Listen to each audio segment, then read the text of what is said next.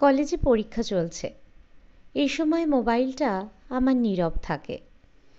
দ্বিতীয়ার্ধের শেষ ঘন্টা বাজার পর খাতা-টাতাগুলো অফিসে জমা দিয়ে স্টাফ রুমে যাচ্ছি। দেখি মোবাইলে দুখানা মিসড কল, দুটোই মিহিরের। কি ব্যাপার? অসময়ের হঠাৎ আমাকে স্মরণ, তাও একবার নয়, দুবার। নিশ্চয়ই প্রেমালাপের জন্য নয়, নিশ্চয়ই কোনো প্রয়োজন পড়েছে। ভুরু কুঁচকে পাল্টা ফোন লাগাতেই ওপারে মিহিরের উত্তেজিত গলা, খবরটা শুনেছ? তোমার রেণুদির। কি হয়েছে? তোমার রেণুদি সুইসাইড করেছে। যাহ, কি যাতা বকছো, ফাজলামি করো না। না গো, সিরিয়াস। এই তো 2:30 নাগাদ সিদ্ধার্থ ফোন করেছিল। রেণুদির কোনো রিলেটিভ অফিসে খবরটা দিয়েছে। কি রিলেটিভ? তা বলতে পারবো না। পরশু থেকেই নাকি ফ্ল্যাটের দরজা বন্ধ। কাল বোধহয় কাজের লোক এসে ফিরে গিয়েছিল। আজও সে অনেকবার বেল বাজিয়ে সাড়া পায়নি। তখন পাশে দেওরের ফ্ল্যাটে খবর দেয়। তারাও নাকি দরজায় ধাক্কা টাক্কা দিয়েছিল, তারপর কেমন সন্দেহ হওয়ায় পুলিশকে জানায়। বেলায় পুলিশ এসে দরজা ভাঙতেই ভক করে পচা গন্ধ।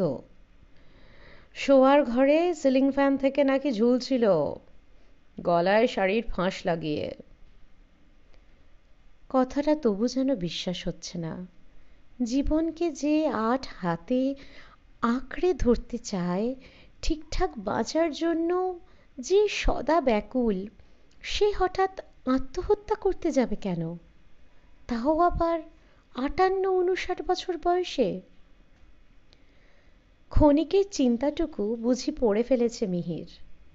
স্বর সামান্য তরল করে বলল, কোন মানুষ যে কখন কি করে বসে বোঝা খুব মুশকিল, বুঝলে?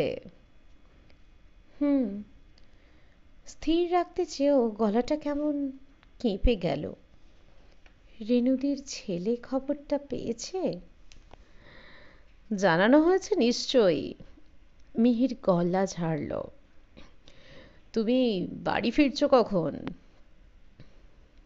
এই তো এবার বেরোবো। স্টাফ রুমে ঢুকে চুপচাপ বসে রইলুম একটুক্ষণ। শেষ কবে যেন রেণুদি আমাদের বাড়ি এসেছিল? গত সপ্তাহে? না না, দিন 10 আগে, রবিবার সকালে। এসেই শুরু হলো তার ঘ্যানঘ্যানানি। কি রে দোলা, আমার ফ্ল্যাটটার কি করলি? তখন আমি রান্নাবান্নার তোড়জোড় করছি। মিহিরের এক দাদা বৌদি আমেরিকা থেকে এসেছে। খেতে ডেকেছি তাদের। পূর্ণিমা যতই ভালো রাঁধুক, আমাকে তো হাত একটু লাগাতেই হয়। তাড়াতাড়ি কাটানোর জন্য বললাম, পরে একদিন ডিসকাস করলে হয় না? আজ এক্ষুনি বাড়িতে লোক আসবে। ওদিকে আমারও তো দেরি হয়ে যাচ্ছে রে। তুই যে বলেছিলি তোর এক কলিগ নাকি ইন্টারেস্টেড। সে অত টাকা দিয়ে ফ্ল্যাট কিনবে না। 60-65 লাখ কি চারটিখানি কথা? কি এমন বেশি দাম চাইছি? 3-3খানা ঘর, বড় ড্রয়িং হল, ব্যালকনি, দুপা গেলে গড়িয়াহাট, ওদিকে বালিগঞ্জ স্টেশন। সব মানছি, কিন্তু আমার কলিগের তো অত দেওয়ার ক্ষমতা নেই। বারে, এর কমে আমার চলবে কি করে? আমাকেও তো একটা ছোট ফ্ল্যাট কিনে উঠে যেতে হবে। শেষ বয়সের জন্য হাতে কিছু সঞ্চয়ও থাকা দরকার। শেষ বয়স করে অত টেনশন করছো কেন রেণুদি? রিটায়ারমেন্টের সময় অফিস থেকে তো ভালোই টাকা পাবে।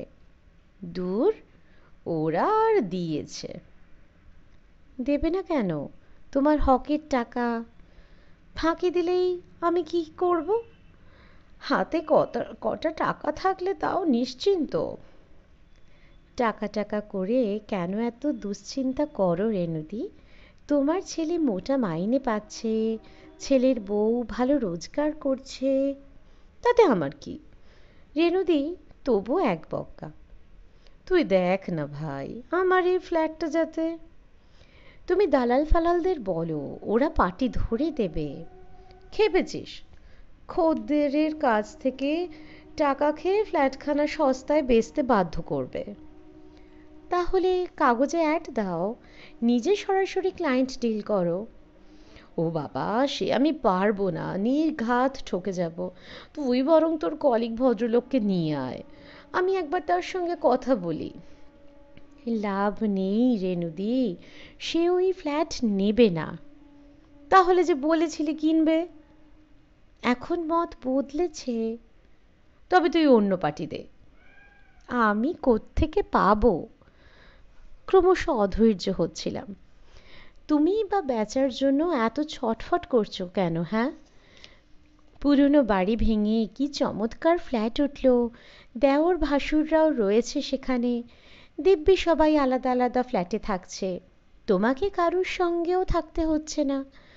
ওখানে এখন আর অসুবিধাটা কি তোমার? ও তুই বুঝবি না, যে বাস করে সেই জানে। তাছাড়া বললাম তো আমার টাকার দরকার। দেখ না, যদি কোনো পার্টি পাস, 1-8 লাখ কমিয়েও দিতে পারি। এরকম এক অবুঝ প্রৌঢ়ার সাথে কাহা তো কার ঠান্ডা মাথায় বাক্যালাপ চালানো যায়?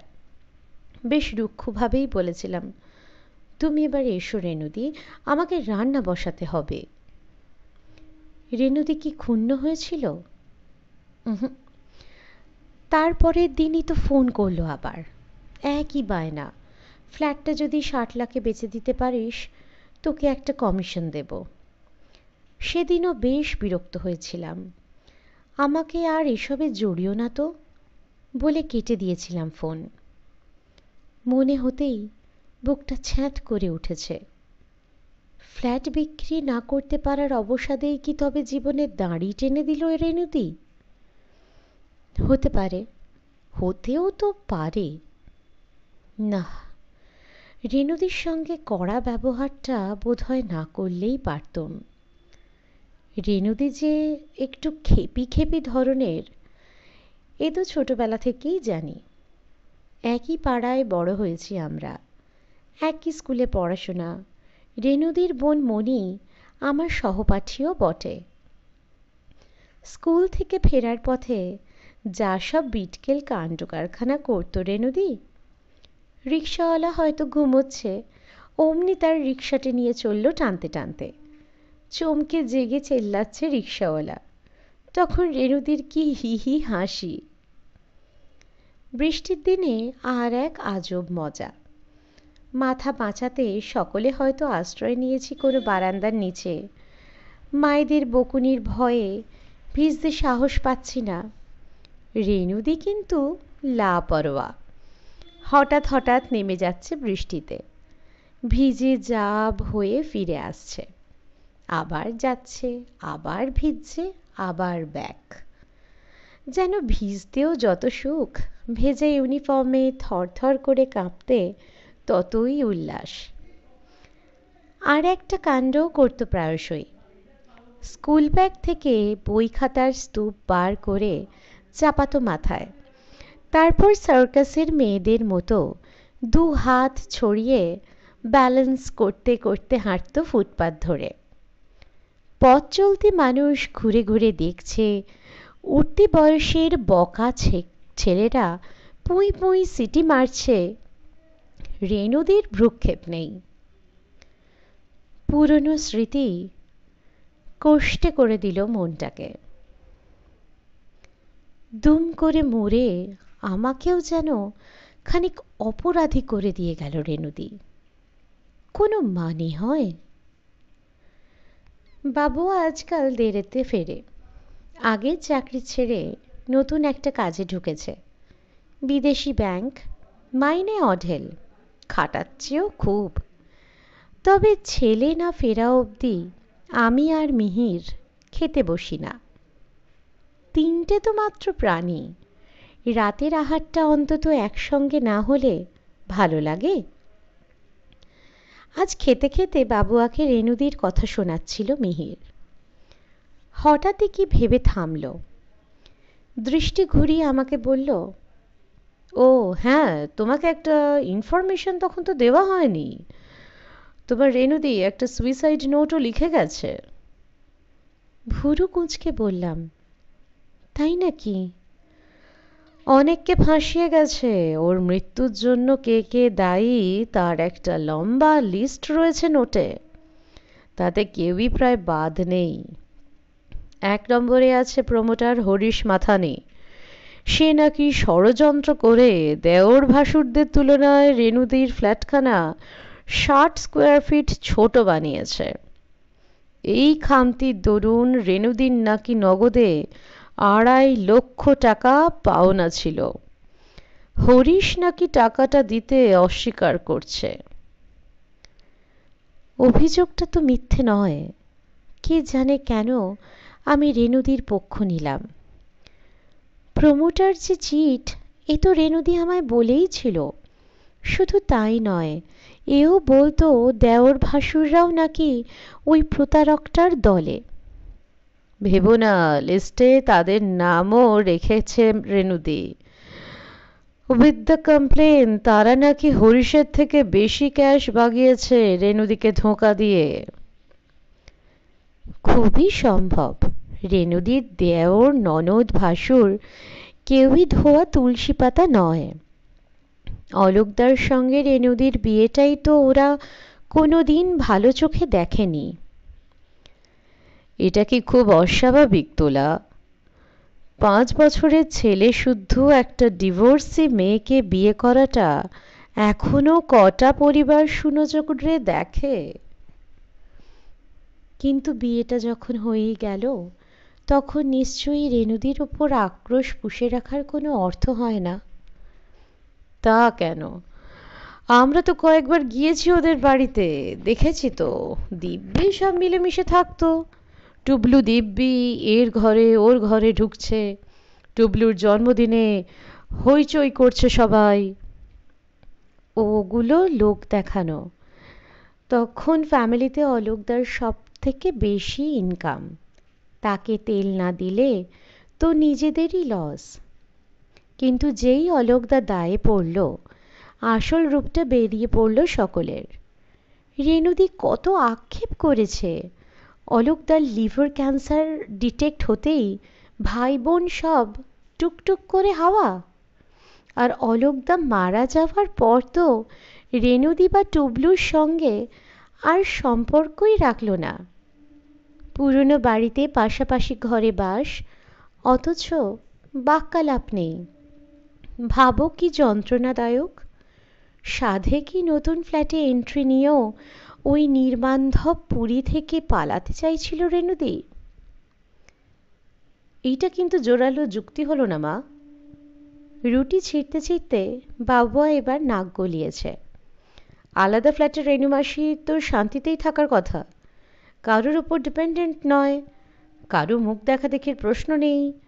আড়ালে নিজের গুহায় কে কি ঘোঁট পাকাচ্ছে না ভাবলেই তো হলো। বলা সহজ রে, যাকে মানসিক চাপ সহ্য করতে হয় সেই শুধু বোঝে। কি জানি এমন কি মেন্টাল প্রেশার ছিল রেনুমাসির। বাবুয়া ঠোঁট উল্টোল। থালায় আঙুল ঘোরাতে ঘোরাতে বলল, কিছু মনে করো না মা। এরকম একটা স্যাড ইনসিডেন্টের দিন কথাটা বলা বোধহয় শোভনও নয়, আবার না বলেও পারছি না। রেনুমাসি ওয়াজ নট নর্মাল। বড্ড বেশি ন্যাগিং টাইপ ছিল। নিজের প্রবলেম তৈরি করত, নিজেই সেই সাজানো সমস্যা নিয়ে ব্রুড করত সর্বক্ষণ। সবই ঠিক, সবই বুঝি, তবু এই মুহূর্তে শুনতে যেন ভালো লাগলো না। ভার ভার গলায় বললাম, ওভাবে বলছিস কেন? তোর কাছে তো কখনো কাঁদুনি গায়নি। না মা, আমাকেও যথেষ্ট বোর করেছে। দেখা হলেই এক রেকর্ড। তুই কি ভালো ছেলে রে, আমার ছেলেটা কেন তোর মতো হলো না। যত বলি টুবলুই বা খারাপ কি মাসি? বিজনেস ম্যানেজমেন্ট পড়ে দিল্লিতে বড় চাকরি করছে, একবার বিদেশ ঘুরে এলো, শোনেই না ঘুরে ফিরে সেম ডায়ালগ। তুই বেশি ভালো, তুই বেশি ব্রাইট। বাবুয়া জোরে জোরে মাথা ঝাঁকালো। এটা তো এক ধরনের ম্যানিয়া। অফিস নিয়ে যা করতো সেটাও তো ম্যানিয়া। মিহির তালে তাল দিল। কোনো কলিগকে তার বিশ্বাস নেই। সর্বক্ষণ তারা নাকি রেণুকা হালদারকে বাঁশ দেওয়ার ফিকির খুঁজছে। রেণুদির যা প্রাপ্য তা নাকি রেণুদিকে দেওয়া হয় না। অথচ দেখো, প্রতিটি অ্যালিগেশনই মন গড়া, এবং তা নিয়ে নিজেও কষ্ট পাচ্ছে, অন্যদেরও তিতিবিরক্ত করছে। বটেই তো, অফিস নিয়ে সত্যিই তো নানান কাল্পনিক টেনশনে ভুগত রেণুদি। বাড়ির কাছাকাছি থাকি বলে আমরাই যেন জজ হাকিম। কখনো বলছে মাইনের তুলনায় তাকে বেশি খাটানো হচ্ছে, তো কখনো অভিযোগ তাকে নাকি কাজই দেওয়া হচ্ছে না। একবার বলল তাকে নাকি ভুবনেশ্বর বদলি করার চক্রান্ত পাক্কা, অর্ডার বেরোলো বলে। কদিন পরে উল্টো গান, ছেলে নিয়ে ভুবনেশ্বরে থাকার বন্দোবস্ত সব করে ফেলেছিল, কনস্পিরেসি করে তার ট্রান্সফারটা রুখে দেওয়া হয়েছে। আর একবার তো প্রায় কান্নাকাটির জোগাড়। অফিসে নাকি স্টাফ ছাঁটাই হবে, খাড়ার প্রথম কোপটাই নাকি পড়ছে রেণুদির ঘাড়ে। এমন একটা ছবি এঁকেছিল রেণুদি, তার অফিস যেন হাঙর কুমিরদের ডিপো। সিদ্ধার্থ ওই অফিসে রেণুদিদের বস হয়ে যোগ দিতেই তবেই না গোটা ব্যাপারটা খোলসা হলো। নতুন বিপত্তিও গজিয়ে উঠল অবশ্য। প্রায় রোজই এসে তখন মিহিরকে ধরছে রেণুদি। সিদ্ধার্থ বসু যখন তোমার বন্ধু, আমার ঝামেলাগুলো তাকে একটু বুঝিয়ে বলো না ভাই। কিরকম শত্রু শিবিরে আমি কাজ করি সেটা তো সিদ্ধার্থ বসুর জানা দরকার। প্রতিদিন এক প্যানপ্যানানি শুনতে শুনতে মিহিরের প্রায় মাথা খারাপ হওয়ার জোগাড়। খানিকটা অতিষ্ঠ হয়ে, খানিকটা বা আমার চাপে সিদ্ধার্থর সঙ্গে কথাও বলল শেষে। সে নাকি শুনে হেসে খুন। অফিসের লোক পিছনে লাগবে কি, তারা নাকি রেণুদির ধার কাছও মারায় না। সোজা সাপটা কোনো ঘটনাকে যা পেঁচিয়ে দেয় মহিলা, ছিট ছিট। মিসেস রেণুকা হালদারের মাথায় নাকি শুধুই ছিট। কথাগুলো মনে পড়তেই একটা শ্বাস গড়িয়ে এলো বুক থেকে। স্বাভাবিক নয় বলেই কি ওভাবে সিলিং ফ্যান থেকে ঝুলে পড়তে পারল রেণুদি? বিড়বিড় করে বলেই ফেললাম, যাক, রেণুদি তো জ্বালাবে না আর কাউকে। দাঁড়াও, যা লিখে গেছে তার ঠেলা সামলাক সবাই। মিহির এক ঢোক জল খেল। সিদ্ধার্থ তো বেশ নার্ভাস হয়ে গেছে। কেন, সুইসাইড নোটে সিদ্ধার্থবাবুর নাম আছে নাকি? প্রত্যক্ষভাবে নেই, তবে অফিসের উল্লেখ আছে। কি রকম? অফিসে যদি নির্বিঘ্নে কাজ করতে পারত তাহলে তাও মনটা খানিক হালকা লাগতো। বেঁচে থাকাটাও নাকি সহনীয় হতো। এই গোছেরই কি যেন। ও তো ভাষা ভাষা অভিযোগ, ওতে সিদ্ধার্থবাবুর আর কি হবে? কিছুই হয়তো হবে না, তবু একটু খচখচানি যদি পুলিশ প্রশ্ন টশ্ন করে।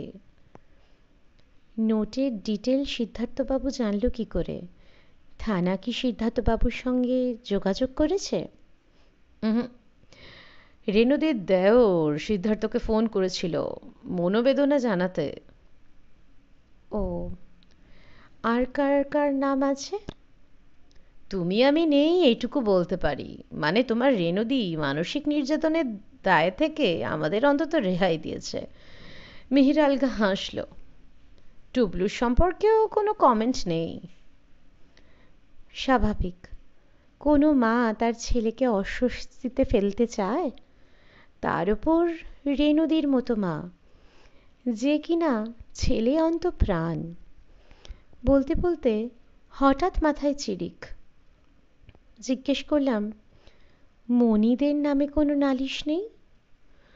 বোধ হয় না, সিদ্ধার্থ তো বোন ভগ্নিপতির কথা বলল না। অবাকই হলাম একটু। মণির ওপর একটা অভিমান ছিল রেণুদির, আমি জানি। রেণুদির বাবা অনেক কাল আগেই মারা গিয়েছিলেন, ছিলেন শুধু মা। চেতলার প্রাচীন একতলা বাড়িটায় একাই থাকতেন মাসিমা। রেণুদি যেত ঘন ঘন, মার দেখাশোনা করে আসত। অলোকদা যখন অসুস্থ, যাওয়াটা অনেক কমে গিয়েছিল। ওই সময়ই মেলবোর্ন থেকে ফিরল মণি আর মণির বর। শ্বশুর বাড়িতে উঠল না মণি। বরকে নিয়ে মাতৃগৃহেই তাঁবু ফেলল মেয়ে। মাসিমার মৃত্যুর পর পুরনো বাড়িখানার আমূল সংস্কার করেছে মণি, এবং সেখানেই বসবাস করছে। মেরামতির সময় দিদির কাছে মণি বুঝি কিছু টাকা চেয়েছিল, দিদি তখন দিতে পারেনি, এবং সেই থেকেই রেণুদির ধারণা ও বাড়িতে আর তার অধিকার নেই। টাকা চাওয়ার অছিলায় বোন তার সত্ত্বটা কেড়ে নিয়েছে। একবার নয়, কাহিনীটা আমার সহস্রবার শোনা। বলতে গিয়ে এক এক সময় কেঁদেও ফেলত রেণুদি, অথচ অভিযুক্তের তালিকা থেকে মণি বাদ। আশ্চর্য! মৃত্যুর মুহূর্তেও রেণুদির আপন পর বোধটা বেশ টনটনে ছিল তো। রাতে ঘুম আসছিল না। ছেঁড়া ছেঁড়া ভাবনা আর ছায়া ছায়া দৃশ্য ঘুরপাক খাচ্ছে মাথায়, এতাল বেতাল। কেন্দ্রবিন্দু অবশ্যই রেণুদি। একটা হিসেব কিছুতেই যেন মেলাতে পারছি না। স্রেফ কয়েকটা মানুষকে বিব্রত করার জন্যই কি আত্মহত্যা করল রেণুদি? এ কি সম্ভব? না, রেণুদির চরিত্রের সঙ্গেও ব্যাপারটা যেন খাপ খায় না। স্বভাবে যথেষ্ট অসঙ্গতি ছিল ঠিকই, হয়তো অনেকের ওপর নানা রকম উৎপাতও করেছে। রেণুদির সান্নিধ্যে এলে একটা বিচিত্র ধরনের অস্থিরতাও টের পাওয়া যেত। কিন্তু প্রতিশোধ পরায়ণ মানুষ তো রেণুদি ছিল না। তেমনটা হলে অনেককেই তো অনেক সময় বিপদে ফেলতে পারত রেণুদি। বরং উল্টোটাই বুঝি সত্যি। প্রতিশোধ নয়, ভালোবাসার জন্য রেণুদির একটা আকুলতা ছিল। ভালোবাসতে চাইতো, ভালোবাসা পেতে চাইতো, অথচ সেরকম ভালোবাসা রেণুদি আর পেল কই? হাত বাড়িয়েও সকলে তো মুখ ফিরিয়ে নিল। প্রেমও রেণুদির জীবনে কম আসেনি। ক্লাস 9-10 থেকেই ঝোপঝাপ প্রেমে পড়েছে রেণুদি। আমরা পাড়ার মেয়েরা রেণুদির হাবভাব দেখেই দিব্যি টের পেয়ে যেতাম। চোখে মুখে তখন এক বিহ্বল দশা। প্রণয় পর্ব অবশ্য স্থায়ী হতো না বেশি দিন। অমনি রেণুদি গায়েব। অন্তত 3-4টে দিন লোকচক্ষুর অন্তরালে। মণি খবর দিত, দিদির এখন রেনি সিজন চলছে। শরৎ উঁকি দিলেই রেণুদি ফের যে কে সেই পূর্ণোদ্যমে নেমে পড়েছে নতুন প্রেমিকের খোঁজে।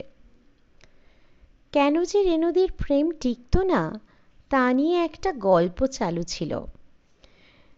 প্রেমিককে বগল দাবা করে কোনো একটা পার্কে নিয়ে গিয়ে বসত রেণুদি। কাঁধে একটা ভ্যানিটি ব্যাগ, চকলেট বোঝাই। ছেলেটিকে মুগ্ধ নয়নে দেখতে দেখতে একটার পর একটা চকলেট উপহার দিত।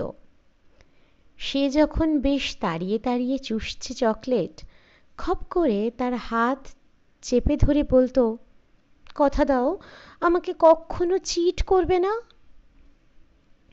ছেলেটির তখন আলাদা মৌতাত, ঝটকা সে বলতো, নেভার, কভি নেহি। পরের দিনও একই দৃশ্য, একই সংলাপ। তারপরের দিনও ক্রমশ নাকি নার্ভাস হয়ে পড়তো ছেলেটা। কয়েকটা দিন হুঁ হ্যাঁ করে নিপাত্তা হয়ে যেত। অতঃপর বেচারা রেনুদি কোনোদিন বুঝল না যে ঠকতে চায় না তাকে সারা জীবন পদে পদে ঠকতে হয়। তন্ময়ের ক্ষেত্রে কি হলো? যাদবপুরে পড়ার সময় অত উদ্দাম প্রেম, পাছে তন্ময় তাকে ঠকিয়ে পালায়, তাই কলেজ পাশ করার আগেই রেজিস্ট্রি বিয়েটা সেরে রাখল। তন্ময় চাকরি পেতেই অনুষ্ঠানও সারা। তন্ময়কে বেঁধে রাখতে অবিলম্বে টুবলুও এসে গেল পেটে। তবু সেই তন্ময় আদৌ থাকল কি? সহস্র চক্ষু হয়ে পাহারা দিয়েও সুজাতা নামের এক ছম্মকছল্ল মেয়েটার প্রেমে পড়া থেকে আটকাতে পারল তন্ময়কে? সবে হাঁটতে শেখা টুবলুকে রেনুদির ঘাড়ে ফেলে পাখি বেমালুম ফুরুত। শোকে দুঃখে পাগলপারা হয়ে গিয়েছিল রেনুদি। বন্ধু বান্ধবদের বাড়ি বাড়ি গিয়ে নাকি কেঁদে আসত। আমার সঙ্গেও তন্ময় নিয়ে কথা বলেছে অনেক। নামটা উঠলেই রেনুদির চোখ ছলছল। কিন্তু বিদ্যুতের ঝিলিক তো কখনো দেখিনি। বোধহয় ঘটেনি অবশ্য। আর আমি প্রেমের চক্করে পড়ে ঠকছি না। হরিনামের মতো অবিরাম আউড়েও সেই আবার মজল অলোক হালদারে। কি গুণগান যে করতো অলোকদার! এরকম উদার মনের মানুষ আর হয় না রে দোলা। কথা দিয়েছে টুবলুকে নিজের ছেলে বলেই ভাববে। রেনুদির চাপে কিনা জানি না, ফুলশয্যাটিও হলো ভারী অভিনব। কুসুম শোভিত বিছানায় 3খানা বালিশ, দুপাশে 2টো বড়, মাঝখানেরটা ছোট। টুবলুকে মধ্যিখানে রেখে মিলন রাতি পোহালো। সবাই সেদিন ধন্য ধন্য করেছিল বটে, কিন্তু ফলটা কি ভালো হয়েছিল? যে সম্পর্ক আপনা আপনি গড়ে ওঠার কথা, চেষ্টা দিয়ে সেই সম্পর্ক রচনা করতে গেলে বিড়ম্বনার বুঝি শেষ থাকে না। অলোকদা আর টুবলুর ক্ষেত্রে সেরকমই একটা কিছু ঘটেছিল। ছেলেকে রেনুদি ক্রমাগত শেখাচ্ছে, অলোক হালদারই এখন তোমার বাবা। ওদিকে অলোকদাকে পাখি পড়ার মতো করে বোঝাচ্ছে, টুবলুকে এইভাবে আদর করো, ওভাবে টুবলুর সঙ্গে কথা বলো না, এইভাবে চললে টুবলু বেশি খুশি। রেনুদির প্রচেষ্টার আতিশয্যে টুবলু অলোকদা দুজনেরই হাঁসফাঁস দশা। বাপ ছেলের সম্পর্ক তো তৈরি হলোই না, উল্টে দুজনের মাঝে একটা আড়ষ্টতা এসে গেল। ব্যাস, অমনি অলোকদা হয়ে গেল চিট। বিয়ের আগে দেওয়া প্রতিশ্রুতি নাকি পালন করছে না। অলোকদা মানুষটাকে যতদূর চিনেছি রেনুদিকে কিন্তু ভালোবাসত, টুবলুকেও। তবে রেনুদির নিরন্তর চাপ সহ্য করা কি অত সোজা? যতই মনের অমিল ঘটুক, রেনুদির সঙ্গে সম্পর্কটা ছেড়েনি অলোকদা। ছেঁড়ার কথা বোধহয় ভাবেও নি কখনো। শুধু মা ছেলের সঙ্গে একটা দূরত্ব তৈরি করে নিয়েছিল, মদের দেওয়াল। অফিস ছাড়া যেটুকুনি সময় ঘরে থাকে সারাক্ষণ নেশায় চুর। মদই কি ডেকে আনলো ক্যান্সারকে? নাকি ক্যান্সার ছিলই, তাকে উস্কে দিল মদ? উদ্দেশ্য কি আহ্বান করে উপসর্গকে, নাকি উপসর্গই আপন গতিতে ধেয়ে চলে উদ্দেশ্যের পানে? কে জানে। কর্কট রোগটা জানান দেবার পর রেনুদি বলেছিল, অলোক আমায় সবচেয়ে বেশি ঠকালো রে, আমাকে ছেড়ে পালানোর জন্য ইচ্ছে করে মদ ধরল। তখনও কিন্তু ফুঁসে ওঠেনি রেনুদি। মলিন মুখে হলেও প্রাণ ঢেলে সেবা করেছে অলোকদার। যেদিন অলোকদা মারা গেল সেদিনটার ছবি তো চোখে ভাসছে। শেষ বিকেল, অলোকদার নিষ্প্রাণ দেহে পড়ন্ত সূর্যের আলো। অলোকদার হাতখানা ধরে বসে আছে রেনুদি, যেন শুধু স্পর্শ দিয়েই রুখে দেবে অমোঘ নিয়তিকে। সেই রেনুদি কিনা নিজেকেই মেরে ফেলল। মেলে না, হিসেব মেলে না। গলাটা শুকিয়ে গেছে। উঠে বসলাম। বেড সুইচ টিপে আলো জ্বালিয়েছি। জল খেয়ে বিছানায় ফিরতেই মিহিরের ঘুম ঘুম গলা। কি গো, জেগে আছো নাকি? ছোট্ট একটা শ্বাস ফেলে বললাম, ভালো লাগছে না। রেনুদির কথা ভাবছো? কোথায় যেন কোন লাশ কাটা ঘরে গলে পচে আছে। কি আর করা, সে তো নিজেই এই পরিণতির জন্য দায়ী। তবু এটাই কি রেনুদির প্রাপ্য ছিল? কি জানি, শেষ পর্যন্ত যা জোটে সেটাই বোধহয় আমাদের আলটিমেট পাওনা। তাই হবে। আবার একটা শ্বাস পড়ল নিজের অজান্তেই। বললাম, রেনুদিটা বড় একা ছিল, বড্ড একা। মিহির চিৎ হলো। চোখ কুঁচকে দেখল টিউবলাইটটা। পটুস করে বেড সুইচ অফ করে বলল, দুনিয়ার কাউকে বিশ্বাস না করলে একাই হয়ে যেতে হয় দোলা। এটা একটা মানসিক অসুখ, তাই না? জানি না, তবে এই নেচারটার কারণেই যে সুখ রেনুদির ধারে কাছে ঘেঁষেনি এ ব্যাপারে কোনো সংশয় নেই। কি প্যাথেটিক এন্ড, ভাবলেই চোখে জল এসে যায়। দেখো, রাত দুপুরে কাঁদতে বসো না যেন। মিহির একটা হাই তুলল, হাঁটুতে আলতো চাপ দিয়ে বলল, শুয়ে পড়ো। বালিশে মাথা রেখে আপন মনে বললাম, অবিশ্বাস কি অকারণে গ্রো করেছিল রেনুদির? ঠক্কর খেয়ে খেয়েই না। I beg two differ madam. মানুষকে চোখ বুজে বিশ্বাস করাটা যেমন কারুর কারুর নেচার, তেমনই অবিশ্বাস করাটাও। তর্কে গেলাম না। প্রসঙ্গ ঘুরিয়ে বললাম, রেনুদির বডি কি কাল ছাড়বে? পোস্টমর্টম হয়ে গেলে আর রাখবে কেন? তুমি যাচ্ছ নাকি শ্মশানে? না, গিয়ে কি আর দেখব? রেনুদির বাড়িতে একবার ঘুরে আসতে পারো। ভাবছি। মৃদু একটা শব্দ শুনতে পাচ্ছিলাম সিলিং ফ্যানের। অন্ধকারে ঘুরছে বনবন। যাব যাব ভেবেও রেনুদির বাড়ি যাওয়া হলো না। যেতে পারলাম না। কার কাছে যাব? গিয়েই বা আর কি করার আছে? সত্যি বলতে কি, টুবলুর মুখোমুখি হতেও বাদো বাদো ঠেকছিল। যদি ফস করে বলে বসে, মার মানসিক অবস্থাটার এতটা অবনতি ঘটেছিল, তোমরা কি কিছুই টের পাওনি? মাকে একটু বোঝাতে পারোনি? মাটি যে তার আদৌ বুঝতার নয়, শোকের মুহূর্তে কি খেয়াল থাকবে টুবলুর? যেচে অস্বস্তিতে পড়ার চেয়ে না যাওয়াই ভালো। কিন্তু ছোট্ট একটা চমক অপেক্ষা করছিল আমার জন্যে। দিন পাঁচেক পর কলেজ থেকে ফিরে সবে একটু জিরোচ্ছি, হঠাৎ টুবলুই হাজির। পরনে পাজামা পাঞ্জাবি, হাতে একটা বাদামি কাগজের প্যাকেট।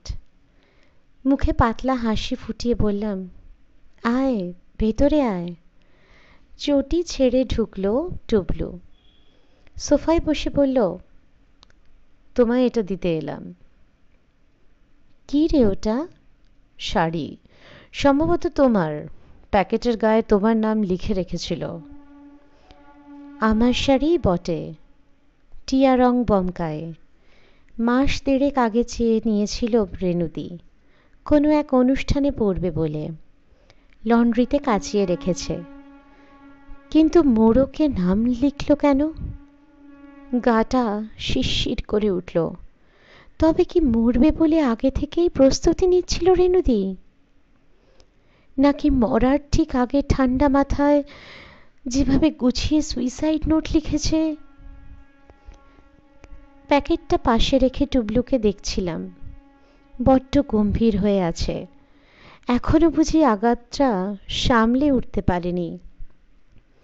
কি বলবো ভেবে পাচ্ছিলাম না।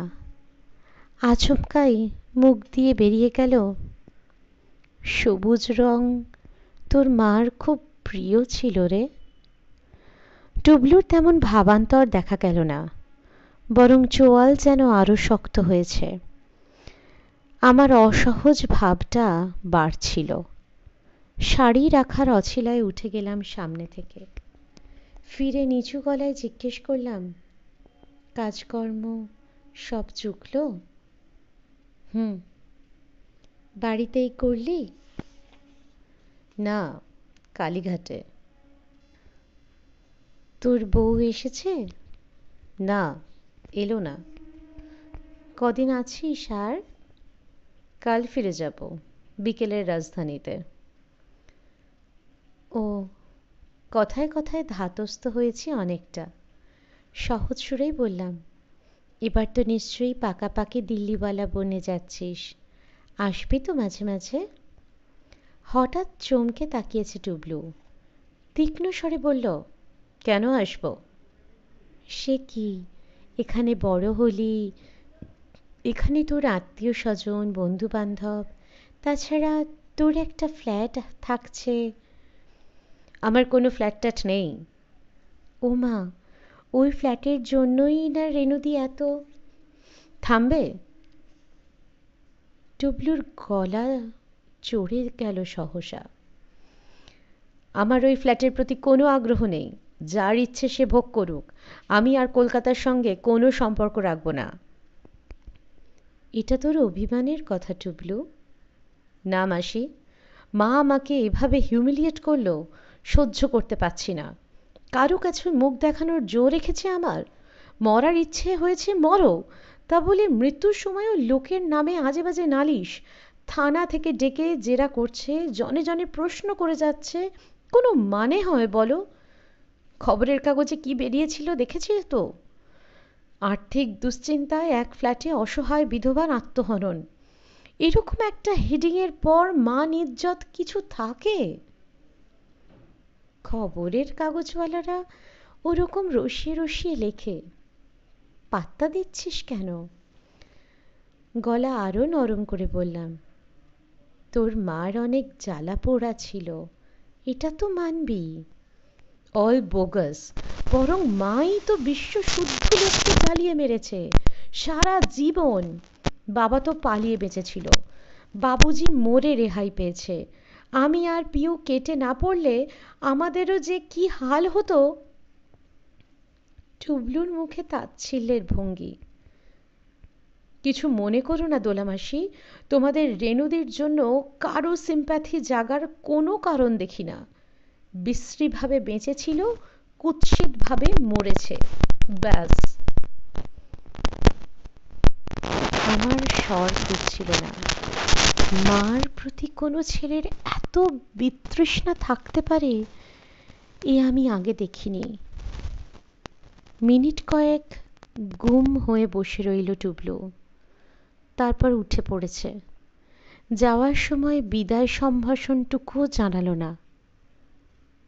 বসে আছি আমি, বসেই আছি। সেই পুরনো দৃশ্য আবার দুলছে চোখে।